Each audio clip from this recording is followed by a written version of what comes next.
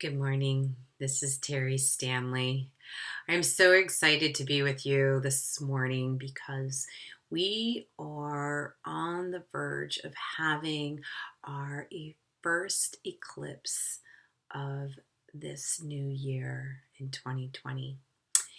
We're also going to be experiencing a full moon tomorrow night, which is also going to be a time of freeing ourselves, stepping more into this authentic being that we know that we are. So I just wanted to come on and share just a little bit of happiness and joy with you today. Happiness is a state that we get to choose to be in. And for some, this choosing can be challenging or not easy or something brand new, a new concept or a new idea. So when we're feeling anything that is less than happiness, joy, contentment, we can choose to experience these other feelings that we may be feeling. Once we acknowledge how we're feeling, the current state that we're in, normally we don't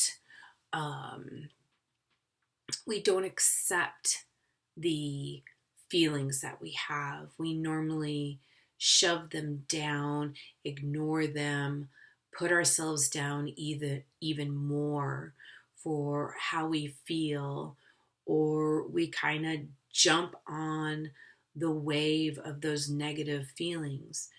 For instance, if I wake up this morning and I spill my coffee and I get toothpaste on my shirt and traffic is really busy and I can't get to my appointment on time, all these things feel like resistance.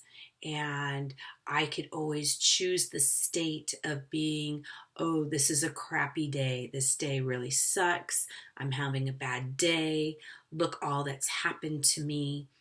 When we use those words and we vocalize those thoughts and we continue emphasizing or continue to validate that this day is horrible or is difficult or sucks, then we are projecting that out into our future, meaning that this is a state that we're choosing because we've acknowledged it and we've stayed in it, and this is a crappy day. We're projecting that is going to be the vibration for the rest of the day, instead of opening up possibilities to experiencing something new. So the first step would be to acknowledge, yeah, I spilled my coffee. Yes, I have toothpaste on my shirt. Yes, traffic is going slow. But staying in the moment and acknowledging how you feel in that moment, but then also allowing yourself the freedom to shift or to experience something different is what you want to do. How do we do that? What does it look like?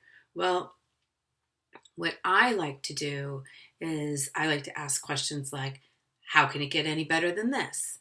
Because then that is setting my mind and my focus that there is something better than this, and that it's possible for me to get that, and it's possible for me to experience that. But I have to be willing to choose to see that. So how can it get better than this? Also acknowledging in whatever moment that you're in, what resources, what tools, what ways of thinking do I have available to me right now that could change or shift my focus or my present feeling into something that is more in alignment with happiness, joy, contentment. So some of these tools that you can access is that you've been happy before, right? You've felt joy and contentment before. You have felt peace before. So, in the midst of honoring where you are right now, I feel this way. Okay, great. Now, how can I shift? Well, I remember this one time, and you go back into the past to where you have felt these feelings before. Identify that situation, identify how it felt, who was around you. Really go back, daydream back to that time.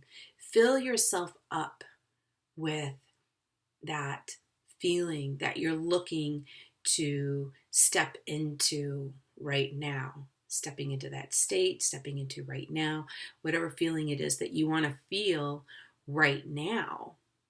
Okay, really breathe it into every fiber of your being, every cell of your body. Feel what it felt like back then. Sit in that for as long as you can. Okay, really feel it and identify with it. Now, open your eyes. You have actually shifted states. Being able to step out of your current feeling and go to another feeling has actually stopped that current feeling of discord, unhappiness, this day sucks, whatever. And you have actually stepped into a new state of being. Now, whether you can continue that or not is up to you. And in the beginning, for some, it may be a challenge, but it could be very easy too. Is constantly choosing, constantly going back into a state where you are happy and saying, I want to be happy. I want to feel these good things. Because honestly, when we're not happy, when we're in a state of unhappiness, discord, challenge, frustration, these disrupt our body balance and starts to actually let in other things that can create blocks for us. So when we actually go through something that makes us feel, for a lack of better term, icky, okay? So whether it be the bad day or whatever, that actually, when we hold on to that vibration becomes stuck in our body and starts to affect our meridian system. Therefore, it could create a block in one of our meridians, which then decreases the flow of the way energy circulates throughout our body. And when we have that energy block in our body, it actually, our whole body responds because our whole body wants to be in that state of equilibrium. So it creates bridges to go around that situation. But it creates an imbalance in our mind and creates, with that imbalance, it creates struggle and a little bit more difficulty concentrating, communicating, feeling at one with ourselves. So when we create balance through choosing states that are more beneficial to ourselves, it helps us stay healthy, not only mentally, but physically.